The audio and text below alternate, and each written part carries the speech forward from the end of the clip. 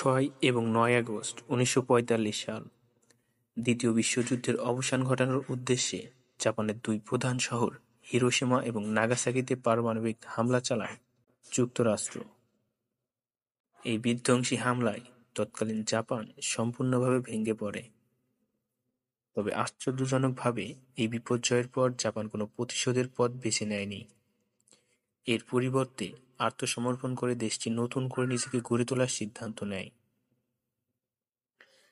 যুদ্ধের শুরু থেকেই জাপান ছিল এক আগ্রাসী শক্তি। চীনের সঙ্গে যুদ্ধ এবং পরবর্তীতে প্রথম বিশ্বযুদ্ধের জয়লাভের পর দেশটি সাম্রাজ্যবাদী মনোভাব নিয়ে পৃথিবী জুড়ে আক্রমণ শুরু করে। ১৯৩১ সালে চীনের মানচুরিয়া আক্রমণ এবং ১৯৩৭ সালে ন্যানকিং শহরে গণহত্যা এরই ধারাবাহিকতা।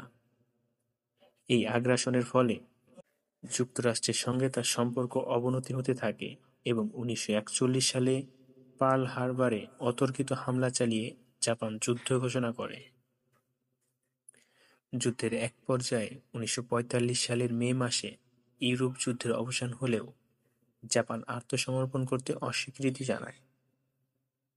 তবে ৬ এবং ৯ আগস্ট হিরোশিমা ও নাগাসাকিতে পারমাণবিক বোমার আঘাতে লাখো মানুষের মৃত্যু হয় এবং দেশটি পুরোপুরি ধ্বংসের দ্বারপ্রান্তে পৌঁছায়।